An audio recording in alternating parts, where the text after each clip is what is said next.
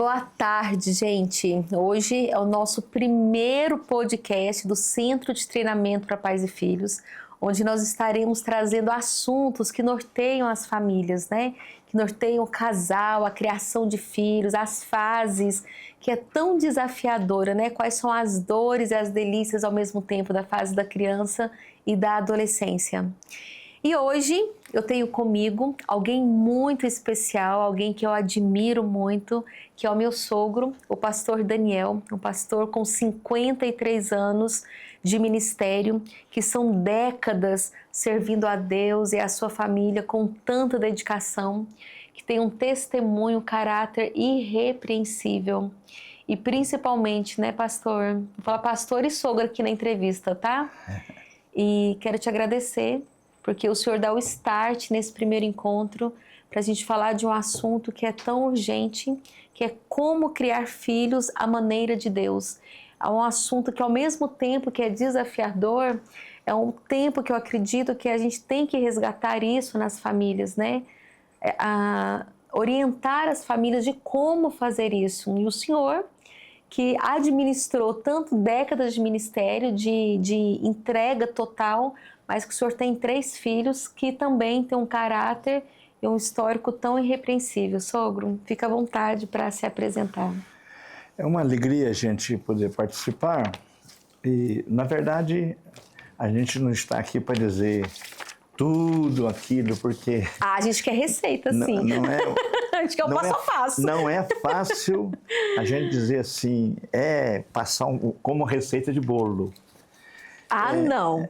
Mas a gente pode contar um pouco da experiência daquilo que a gente viveu nesses 53 anos de ministério, 52 anos de casado. Uau! E é uma alegria e um privilégio poder participar desse momento tão especial.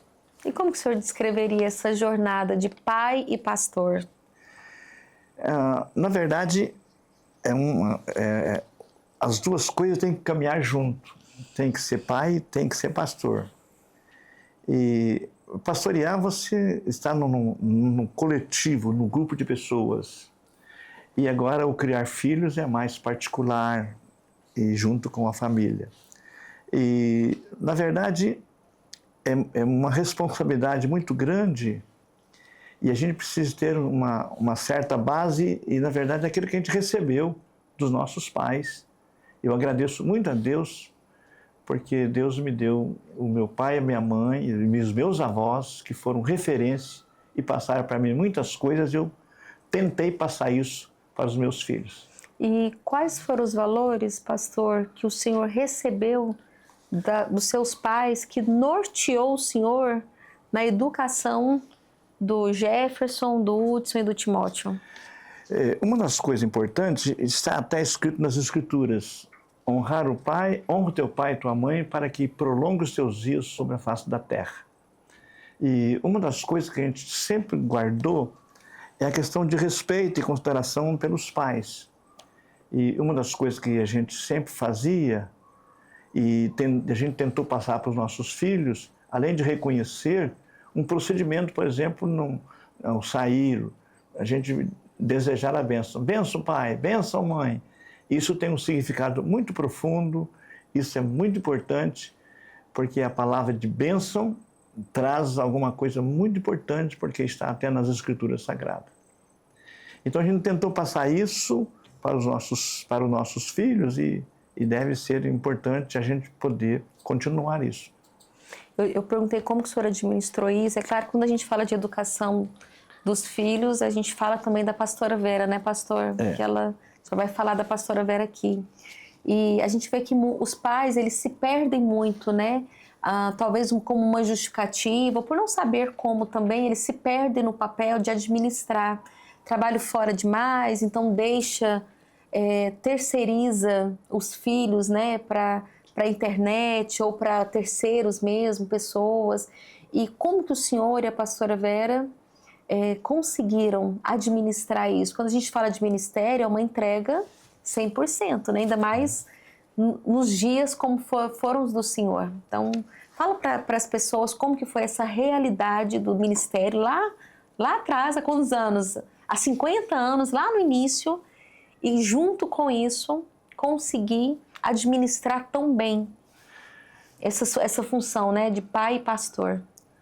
Eu entendo que a família é um conjunto de coisas que norteia uma vida toda. Uma das coisas que eu e a Vera, a gente colocou é a questão de viver aquilo que a gente fala. E uma das coisas importantes que eu agradeço muito a Deus, eu acho que eu sou uma pessoa muito abençoada, porque Deus me deu uma companheira que foi extraordinária. Eu sempre digo que não existe uma mulher como a Vera na face da terra. E nós entramos no entendimento da questão de criar filhos, saber administrar, corrigir, a hora de corrigir, estar em acordo um com o outro. Porque o problema é que quando vai corrigir, às vezes um procede do jeito e há uma discordância do cônjuge. Isso não pode haver. E mudou muito a questão de corrigir filhos, mas as Escrituras mostram a maneira certa de criar os filhos, e inclusive a maneira de disciplina. As Escrituras têm uma maneira interessante, porque a Bíblia é o manual do fabricante. Quem fez o homem deixou o manual para funcionar direitinho. E eu não digo que quem seguiu direitinho as Escrituras vive 100%, mas pelo menos desfruta de muitas bênçãos de Deus. O Salmo, por exemplo, 112, fala das promessas de Deus sobre os nossos descendentes. E aí nós estamos seguros dessas promessas de Deus. E eu glorifico a Deus por eu ter desfrutado disso. E hoje eu estou no período de idoso, né? Eu posso agradecer muito a Deus pelos meus filhos, as minhas noras, os meus netos.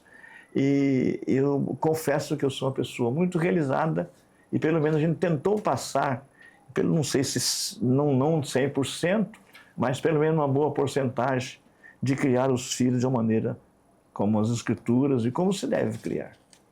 O senhor tem assim, a gente traz ontem, comentei sobre um dos valores, né, que a gente traz sobre sentar à mesa. Então são práticas que a gente aplica, que é a oportunidade que nós temos em orar, em falar sobre Deus, em trazer a oração, em compartilhar ali um versículo, né, pastor? Sim. E é claro que por conviver com o Senhor e a pastora Vera, eu vivo e convivo também com esse valor que o Jefferson trouxe de vocês, né? Eu também trago da minha família isso, o sentar à mesa. E a gente vê que isso também se perde quando a gente fala, o senhor falou sobre valores. Então, quando a gente fala para as famílias hoje e fala na ideia de resgatar isso, quais valores na prática que o senhor se lembra, que o senhor se recorda, que o senhor aplicou quando os meninos eram crianças ainda? Na verdade, o ministério, como eu disse, são duas coisas bem caminham juntas. E às vezes o coração ficava partido quando eu e a Vera saía, tinha que deixá-los em casa, né? Às vezes a hora de corrigir, a gente às vezes sente mais a dor do que o filho. Mas são coisas que a gente tem que fazer. E uma das coisas importantes é mostrar que cada um de nós temos um preço a pagar para viver. Eu vi essa semana uma coisa muito importante de que nós nascemos chorando e morremos chorando. Mas na vida nós temos períodos tão preciosos que nós, é um momento de riso, de desfrutar coisas preciosas que a vida oferece.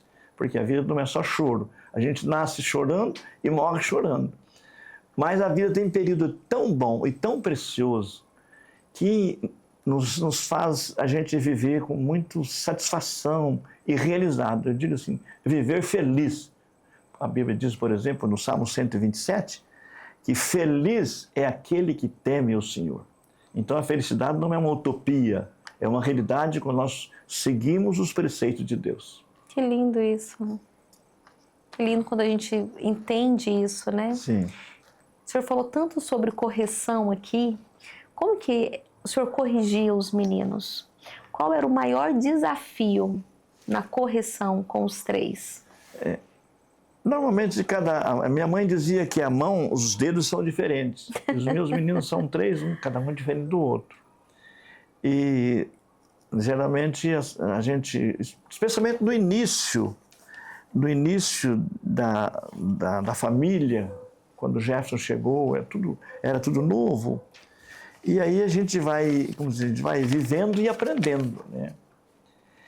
Mas a disciplina, a correção, hoje a gente percebe que as pessoas querem que os filhos desfrutem sem nenhum sofrimento, sem nenhuma dor, sem nenhum desgaste. Inclusive, eu sou contra a ideia que muitos psicólogos dizem que pode trazer trauma dependendo da disciplina. E eu, por exemplo, me lembro que a última vez que meu pai me bateu numa cinta, eu tinha 13 anos, 13 para 14 anos. Foram 3 cintadas, eu contado no dedo, né? E cada dia que eu me lembro, eu agradeço muito a Deus por aquilo que o papai fez, porque se ele não tivesse feito, doeu muito. Mas a disciplina, essa disciplina, não é o castigo. Hoje parece isso é muito difícil. Pelo menos se ensina tudo diferente hoje. Até que, por exemplo, a criar a criança, a gente tem que pagar um preço. Hoje as crianças são dadas a si mesmo, né? Por exemplo, a pessoa diz assim, eu não quero que os meus filhos sofram o que eu sofri. Eu não quero que meus filhos padeçam o que eu padeci. Mas a batalha e a guerra faz parte da vida.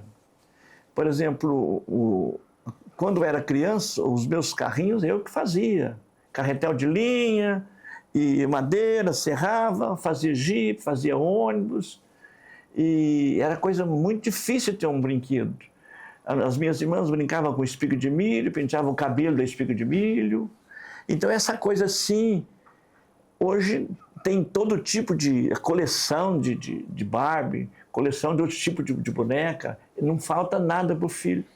E aí, aquela insatisfação, quando a pessoa paga o preço, ela adquire, sabe o quanto gera custa, valor, né? Gera valor. Ontem eu até falei sobre isso, a baixa tolerância à frustração, né? Então a gente tem uma geração hiperconectada e às vezes a gente fala que há os adolescentes que estão hiperconectados, mas os pais também estão. É verdade. Então ficam morando sob o mesmo teto, mas isolados, né? Cada um no seu mundo ali, sem diálogo, sem um tempo intencional de qualidade, sem aplicar os valores, fazer a correção, né? O olho no olho que precisa de tempo, né, pastor?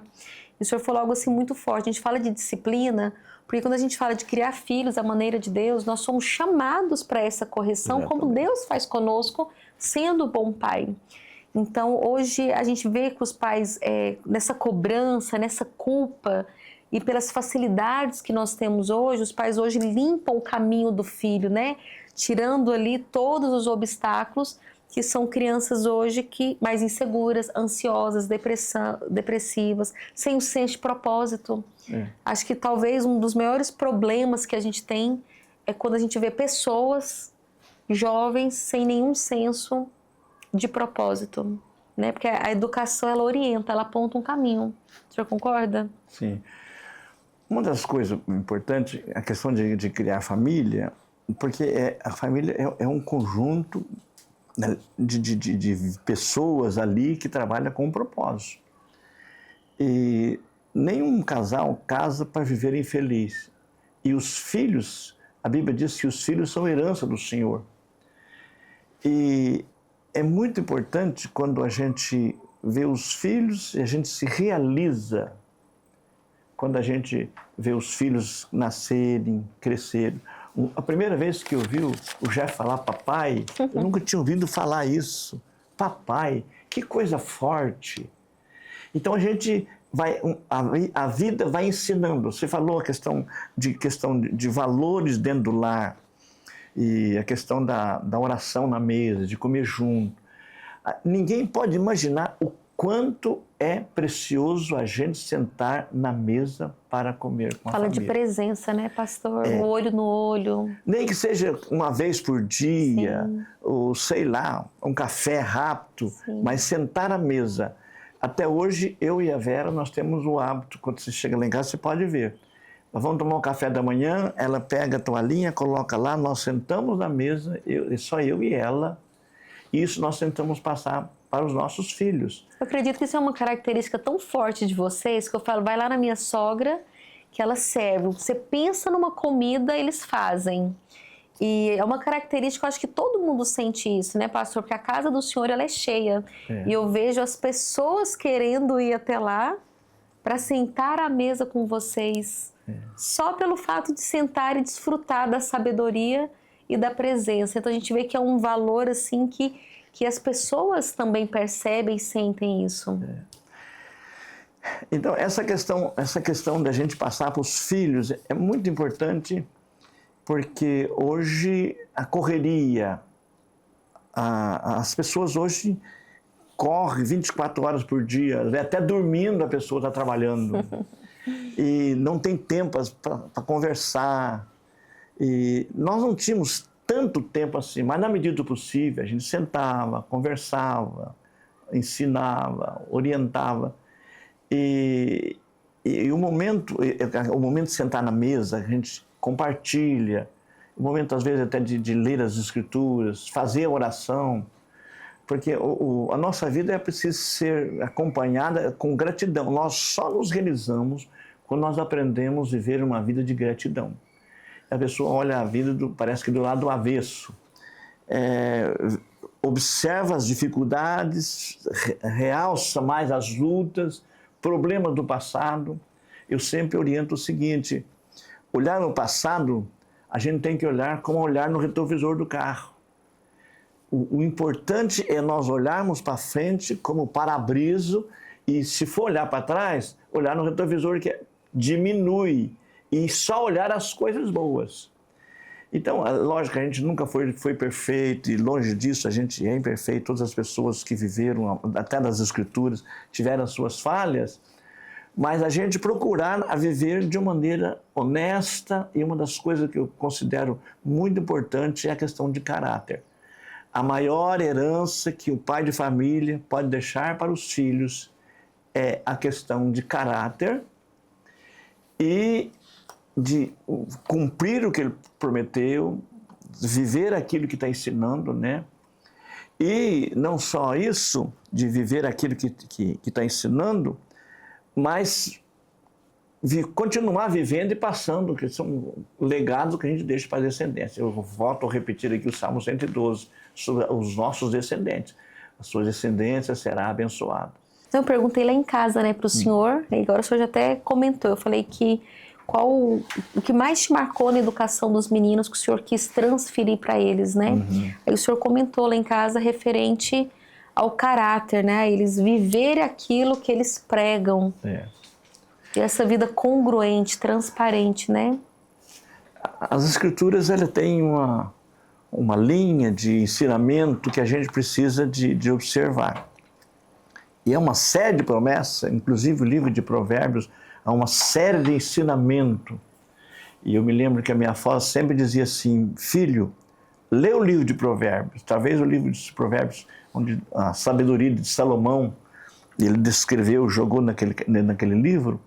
Ali tem tantos ensinamentos, e quando posto em prática, a gente vai desfrutando das promessas de Deus. E hoje a gente já passou dos 75, agora pode dizer que passou dos 75 anos, né?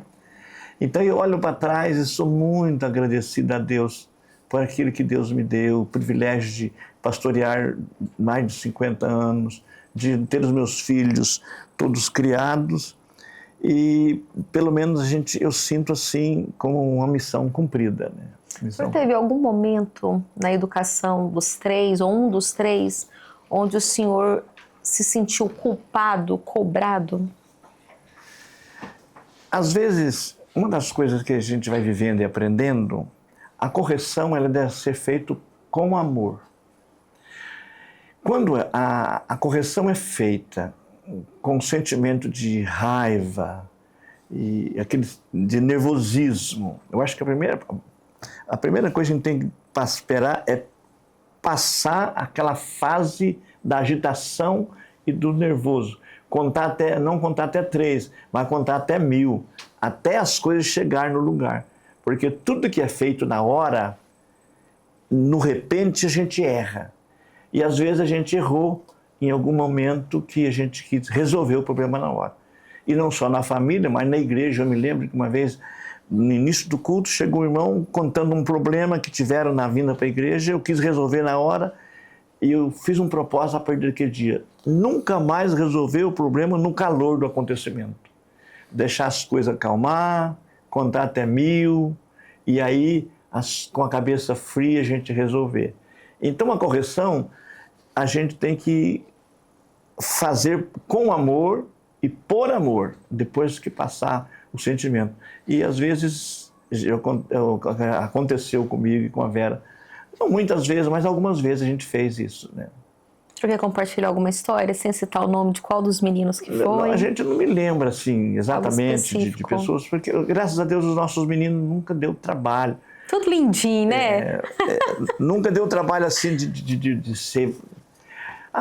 Aquela desobediênciazinha que a gente precisava o caminho é aqui, né? Então, a gente tinha momentos que a gente tinha que, às vezes, aplicar a disciplina. Então, nós não tivemos, pelo menos não me lembro, né, assim, de trauma, de coisa difícil. E, pelo menos, houve um momento que a gente sentou, conversou, compartilhou, aconselhou. O senhor falou algo importante, eu vou voltar em algo que eu lembrei que o senhor disse aí, referente ao caráter, a gente ser aquilo que a gente prega.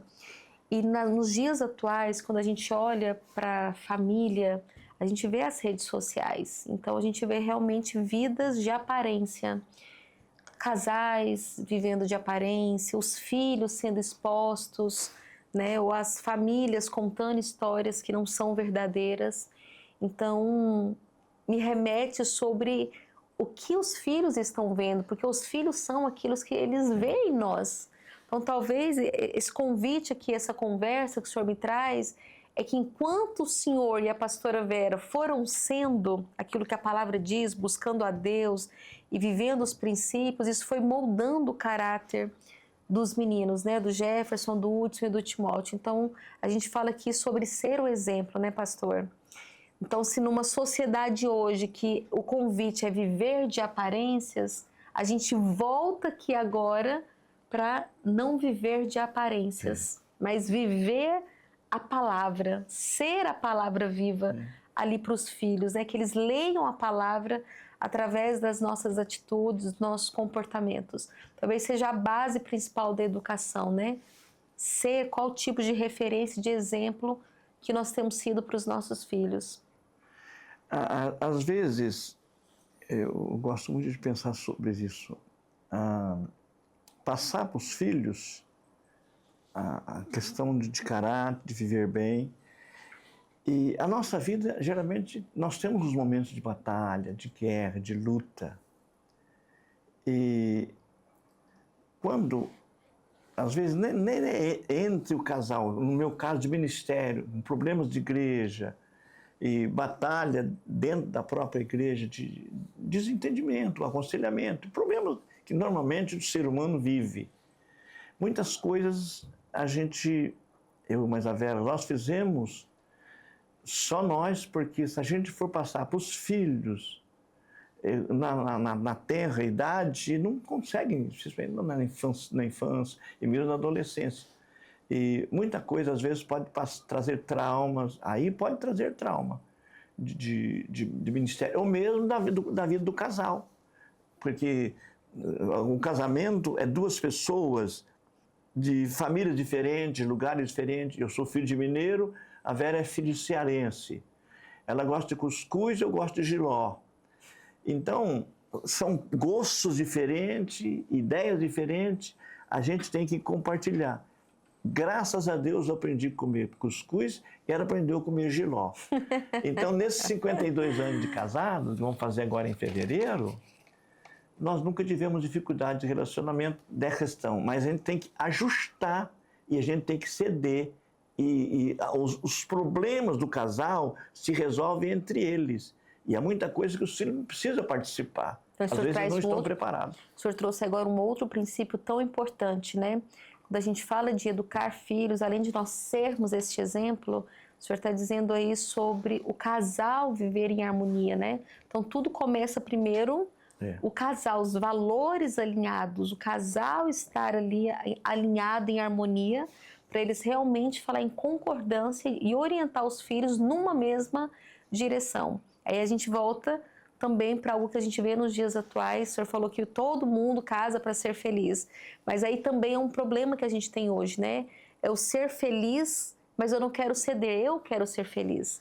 Então, quando os pais passam isso para a educação, é aquela guerra de opiniões, os valores eles confrontam na hora de educar os filhos. Os filhos claramente que ficam perdidos, né? Ficam sem direção e são brechas. Isso é uma coisa que eu acho interessante. Hoje o senhor fala assim, eu quero casar para ser feliz. Eu vejo isso de uma maneira diferente.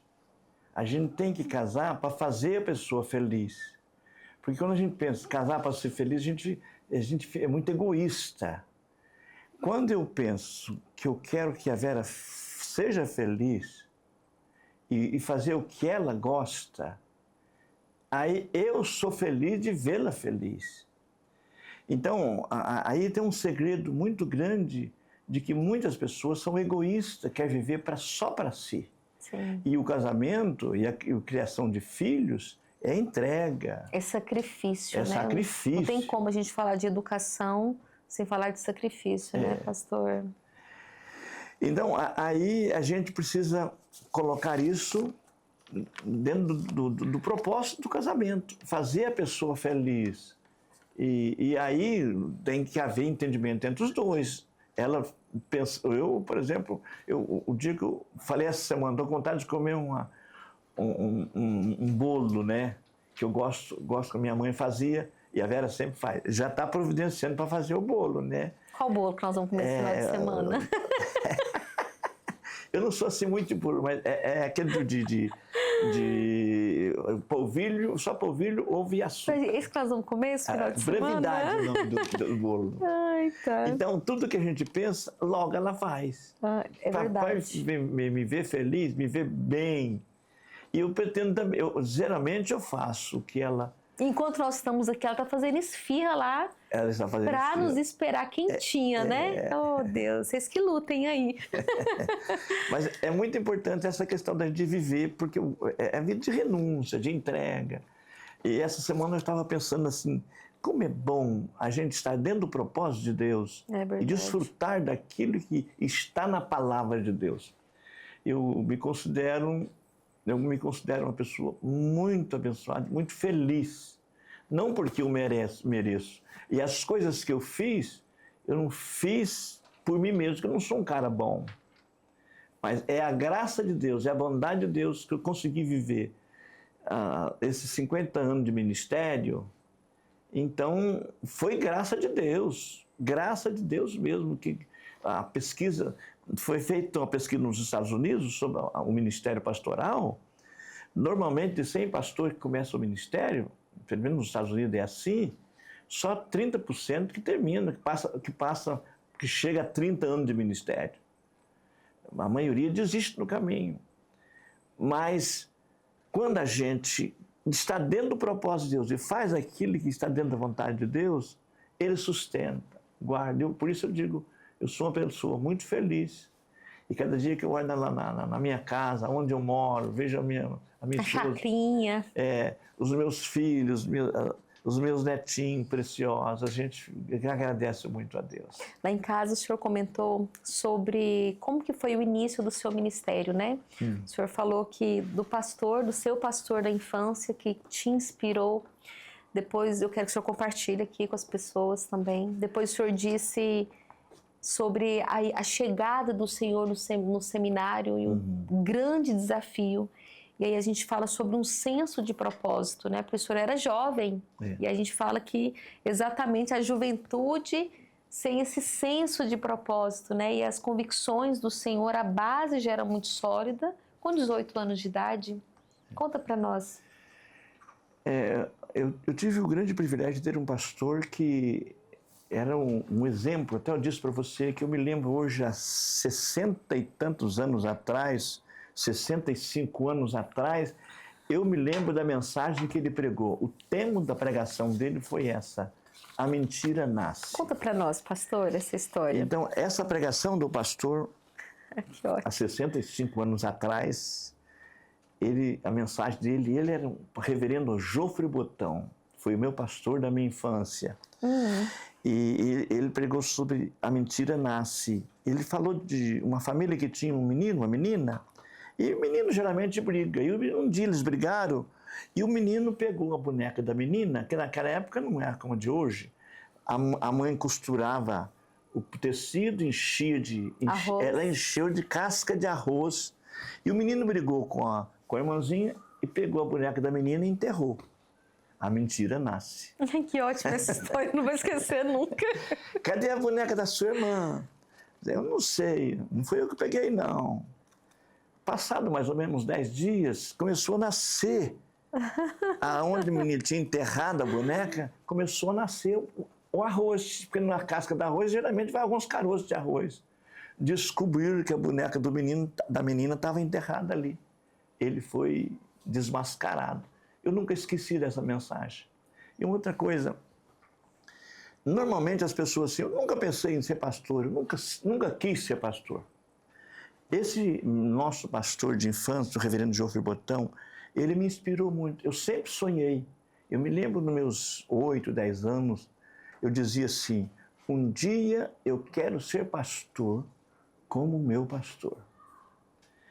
E a minha infância foi muito bom, da roça, e até hoje eu tenho a cara de matuto, né? De criado na roça. E a minha infância na roça foi muito simples. E com 18 anos, eu tive um problema sério com 16 até 18 anos, problema muito de uma doença chamada epilepsia.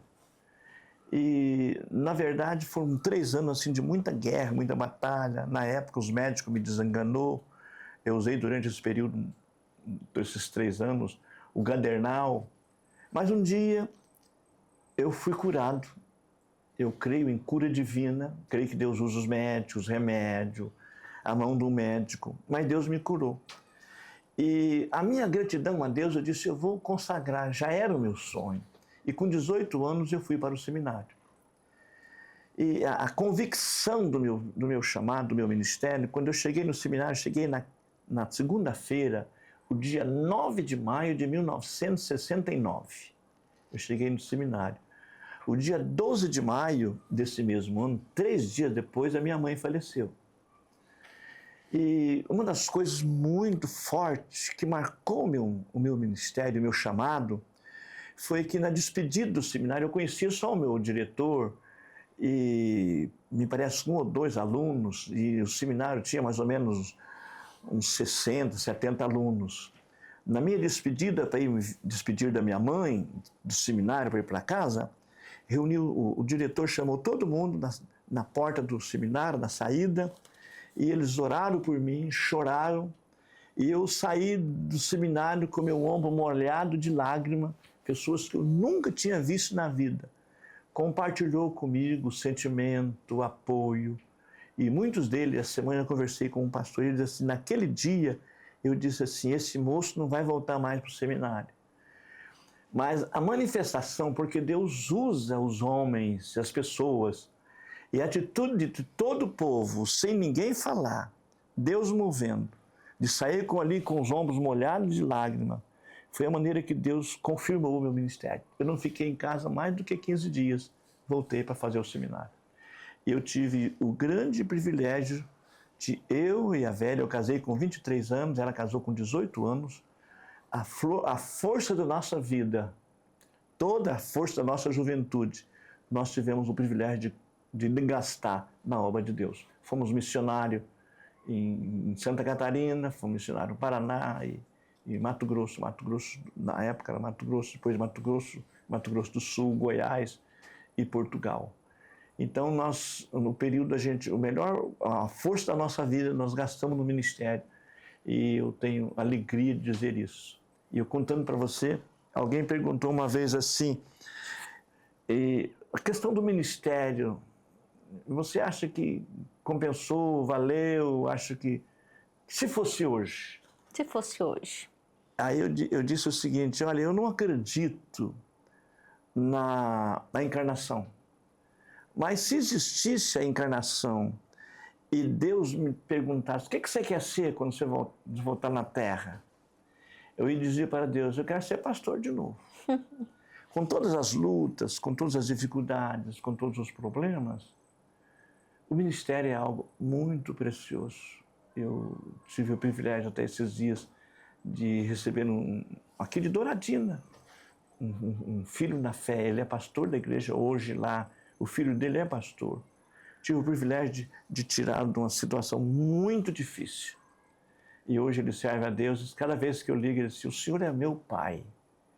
Eu tenho, pelo menos, eu não tenho uma lista marcada, eu tenho aproximadamente uns 70 a 80 pastores, desde do Japão, Estados Unidos, e filhos Portugal, na fé, né, e outros pastor? lugares que são os meus filhos de ministério. O senhor falou de Douradina, gente, mas onde que nós andamos, alguém conhece o pastor Daniel? Você vai na cidade mais escondida, pastor! Tem filhos espalhados em todo o Brasil. Pastor, quando o senhor conta o início do seu ministério, é claro que eu li o livro, o senhor escreveu um livro, no final o senhor fala sobre ele. Ele, na verdade, relata um terço, né, na verdade, da trajetória do senhor, da sua jornada. Mas o senhor, ele relata, o Jefferson, ele tem 50 anos, então ele pegou o início. E às vezes muitas famílias hoje encontram desculpas para servir a Deus por causa dos filhos, né? Colocam empecilhos. E quando o senhor traz toda essa jornada, o senhor já tinha o Jefferson, depois de 2 anos veio o Hudson, e o senhor continuou servindo, foi o início. E o senhor já tinha os filhos, então filhos, eles não podem ser desculpas para nós não servirmos, exercermos nosso ministério, né, pastor? Mesmo ali com as limitações financeiras, se eu quiser compartilhar alguma história aqui, que não traumatizou ninguém. Sou casada com o Jefferson em 20 anos, né? Não tem trauma disso, de escassez nem nada, ao contrário. Fala para nós, pastor, sobre criar os filhos e enfrentar juntos, né? Não encontrar desculpas, não fazer disso um obstáculo para servir de forma integral, inteira, né, a Deus. Eu agradeço muito a Deus pelos meus filhos. Uma coisa que sempre eu agradeço a Deus, eu me lembro que a gente fazia as viagem missionária, mesmo viagem de férias, a gente não tinha dinheiro para pagar as passagens. E eu me lembro que a gente forrava embaixo no ônibus assim, do banco, eles tinham, na época, menos de 8 anos, não pagava passagem. Não podia pagar muito bem 2 poltronas para eles viajar do lado. E o Jefferson e o Hudson, ele dormia a noite inteira debaixo do banco, assim. Acordava de manhã cedo, não sei, certamente com as costinhas doendo, tadinhos, mas com aquela maior alegria. Então, a gente tinha as dificuldades. No meu livro... O umbigo do Jefferson caiu no ônibus, né, pastor? O umbigo do Jefferson caiu dentro do ônibus, né? Essa história é interessante. O Jefferson nasceu em Santa Catarina. Com 8 dias, nós fomos transferidos para Dourados. Lages para Dourados. E eles saíram de lá mais ou menos uns 8 dias. Foi outro dia depois. O umbigo dele caiu perto de Curitiba, dentro do ônibus, né? Então, são coisas assim que a gente parece difícil, mas é tão bom. No meu livro, eu conto a experiência que eu andei. Eu consegui fazer mais ou menos um cálculo. E a Vera sempre me acompanhou nas visitas, porque eu nunca fazia visita sozinho. Visitar uma senhora em casa, sem o marido, sozinho, não era aconselhável. E a Vera sempre me acompanhou. E eu fiz um cálculo mais ou menos que eu devo ter andado mais de 6.000 quilômetros de bicicleta, que a gente andava, não tinha carro, de bicicleta com ela na garupa. E parece sacrifício, mas eu olho hoje com tanta gratidão, porque a gente tinha força. E a gente fazia com tanto carinho. E o resultado, por exemplo, o caso essa experiência de Douradina, e a semana passada me ligou o Késio de Portugal, e disse, pastor, eu sou o que sou porque o senhor me ajudou. O senhor, irmã Vera, me ajudou, me levou para morar na sua casa para me apoiar. Então, os frutos, os resultados, É melhor do que você ter fazenda com muito gado, você ter muito dinheiro. A gente se realiza de poder ter feito alguma coisa, de formar pessoas, de criar filhos. Como diz, o senhor é rico daquilo que o dinheiro não compra, né, pastor? É o legado, né? Esses dias eu disse na nossa reunião do MIA, eu disse assim, eu tenho os filhos esparramados por todo mundo. Aí as irmãs abriu o olho assim. Uai, oxe. Filhos espirituais. Quais frutos, pastor, que o senhor vê nos meninos? Como? Frutos da sua educação. O que o senhor observa quando o senhor vê o Jefferson ou o Timóteo? Quais frutos de tudo isso que o senhor contou aqui para nós, que o senhor vê nos meninos?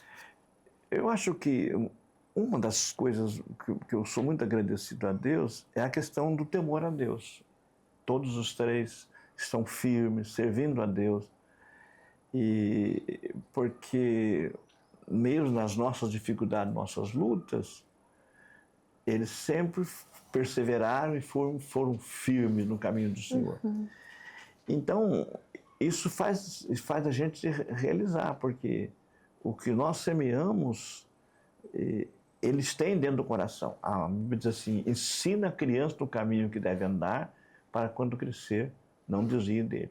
E aquilo que nós passamos, eles têm cumprido. Ontem à noite mesmo, o Hudson me ligou para mim, mas a Vera, e ele coloca os meninos no celular. Pede bênção pro vovô, pede bênção pra vovó. Então, são coisas que eu fico chega a dar um nó no coração, né? É muito bom, é muito bom. Eu lembro, pastor, com o Gabriel, quando ele pediu para estudar fora, né, em outro estado. E é uma decisão difícil, né? Nós tirarmos os filhos, né? Sentir que eles estão prontos não é uma decisão fácil, mas a gente entende que faz parte do crescer, dar essa autonomia. E eu lembro que quando nós formos trazer ele de volta, depois de quase 4 anos, a gente ali orientando ele, mostrando 2 caminhos ali para ele.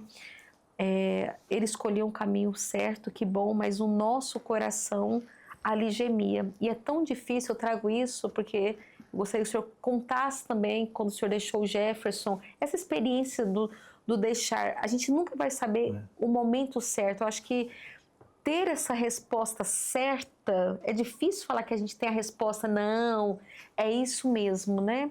Mas ser guiado por uma convicção, né? Do preparar, acho que a palavra é essa, né? Eu preciso preparar, eu preciso já apontar o caminho para ele viver as escolhas, né? E confiarmos naquilo que nós, como se fosse uma mochila, né? Nós colocarmos na mochila e confiar tudo aquilo que nós ensinamos. E é uma decisão tão difícil, né? Eu falo isso porque a gente vê essa insegurança dos pais e uma super proteção, um super apego, que na verdade também é disfuncional, né? Então qual momento, como saber como liberar os filhos, né? É interessante que a gente precisa aprender que nós não criamos filho para nós. Você veio e levou o Jefferson. Né? Então, nós criamos filhos dos outros.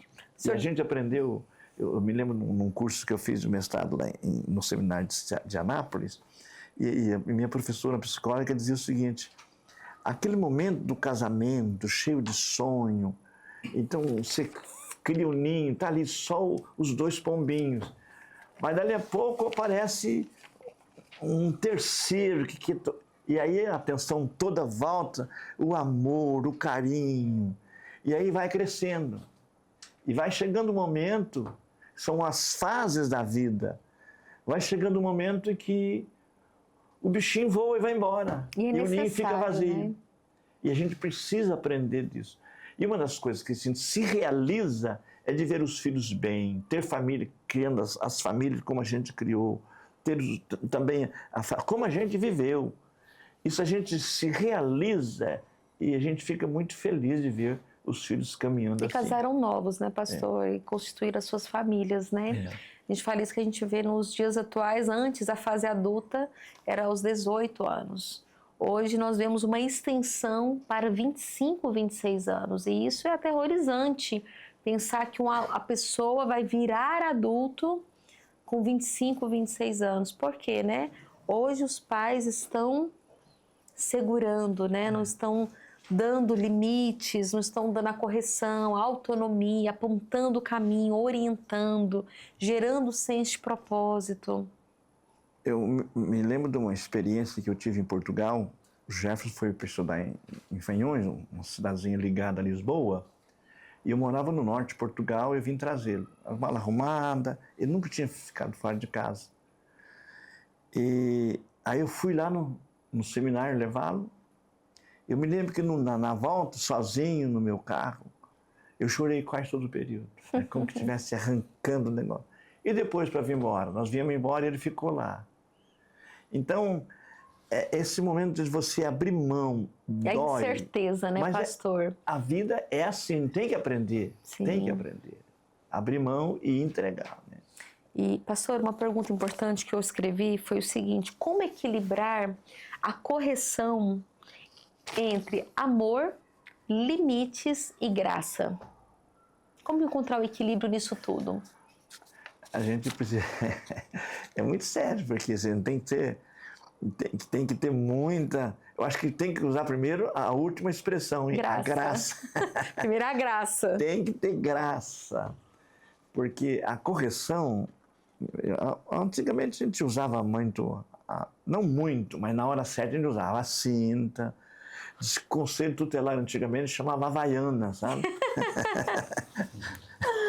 Então, a gente não usou muito, a gente usou. E como eu disse no início, doía na gente talvez mais do que neles. Aí a gente fazia... Não traumatizou ninguém, né, pastor? Como? Não traumatizou ninguém. Nunca vi Jefferson reclamar, chorar. É aquela questão, há um preço a ser pago.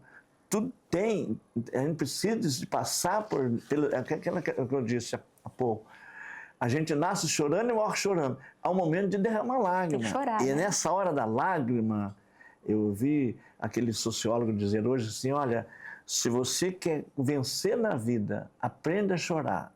É no choro, verdade, é na hora da luta que você é forjado. E alguém disse com muita propriedade, para o metal chegar no estágio valioso, ele tem que passar pelo cadinho, pelo fogo. Nós só conseguimos dar valor às coisas quando nós passamos pelo fogo. Às vezes doía a gente, mas corrigia.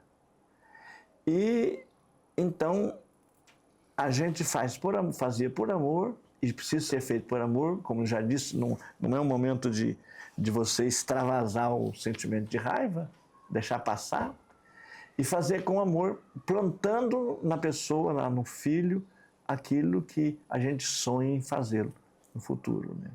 Sogro, tá tão bom o bate-papo. Essa é a nossa realidade, né? Do nosso dia a dia, lá em casa, lá na chácara do Senhor. E o Senhor falou tantas pérolas aqui, tantas coisas importantes, que mesmo conhecendo a história do Senhor, eu falo que meu coração ele está aqui transbordando e já pensando, nossa, eu vou sentar com o Jefferson hoje e a gente vai falar sobre muitas coisas que o Senhor disse aqui. E quando a gente fala de criar filhos à maneira de Deus, eu vou organizar tudo que o Senhor falou aqui, né? O Senhor disse a primeira coisa sobre ser exemplo. Na verdade, eu vou começar mais ainda.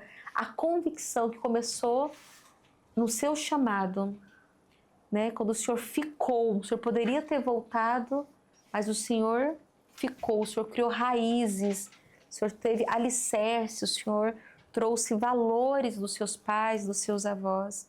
E esses valores foram transferidos, né, junto com a pastora Vera. É claro, nós honramos ela aqui. Eu sei totalmente da presença inteira dela em tudo que a gente está falando aqui. E então o Senhor disse sobre ser a palavra. Um convite aqui, um despertamento. A gente quer educar filhos, nós precisamos ser. Nós precisamos ser essa palavra onde eles leem Deus, o temor, os princípios da palavra, precisa moldar em nós primeiro os nossos comportamentos, as nossas reações, a forma como nós gerimos as nossas emoções. O senhor falou do autocontrole, né? Conta até 1000, vai beber água. E então nós precisamos ser essa base, essa referência, porque vai passar segurança, uma base sólida, onde os nossos filhos vão encontrar em nós esses alicerces. Eles vão identificar em nós esses valores. E com certeza é uma base para eles crescerem discernindo os propósitos deles, né? A gente não está dizendo que vai ser fácil, mas esse entendimento faz nós entendermos as fases, os períodos. Falamos aqui sobre a importância da correção, né? O filho tem que chorar. E a gente não vai falar nada aqui não para não escandalizar, mas a gente entendeu e é saber o tempo de cada coisa, o diálogo, ele é importante, mas o tanto que nós queremos evitar, né, por dificuldades nossas que nós projetamos nos filhos, poupar ele do sofrimento, do choro e da frustração e os vários prejuízos que isso traz.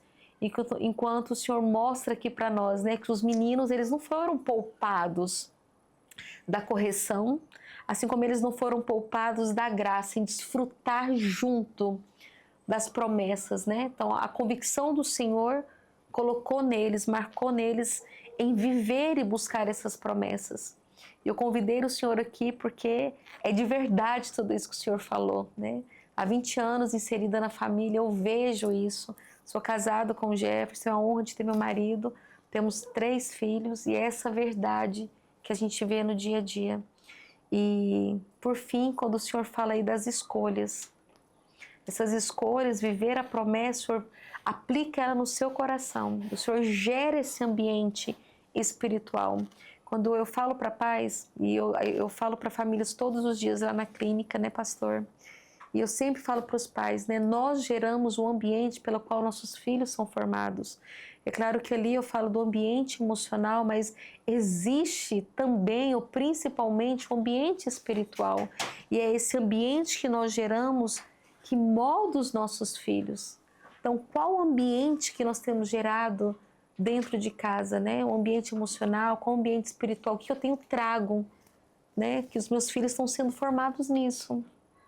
É interessante se nós somos colocados nesse mundo exatamente para isso, o grande privilégio de criar pessoas para a glória de Deus. Os nossos filhos, diz a Bíblia, são herança do Senhor.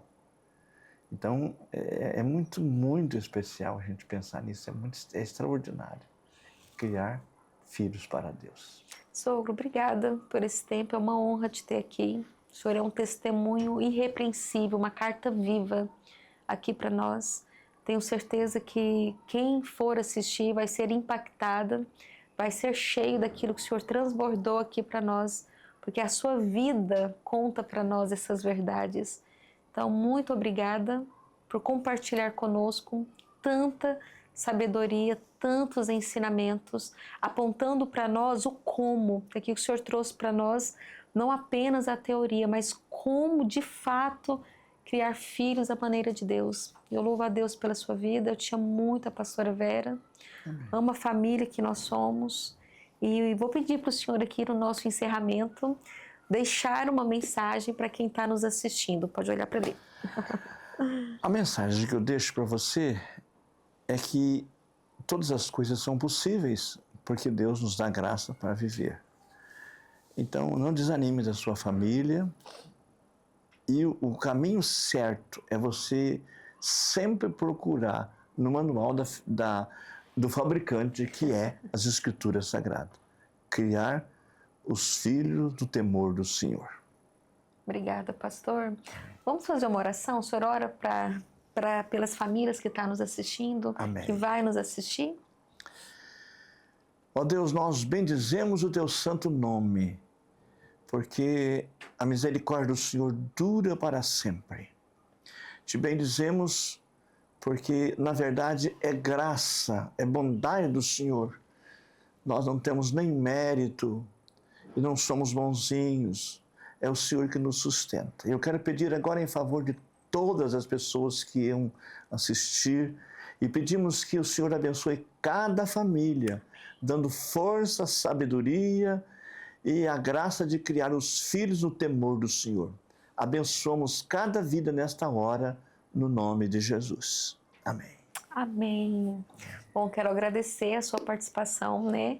Agradecer você por estar assistindo, estar conosco aqui até agora. Obrigada. E fica ligado, né? Nos próximos convidados, nos nossos próximos podcasts, que nós estamos aqui para ser bênção, para te ensinar, para ser bênção na sua família. Até mais. Tchau, tchau.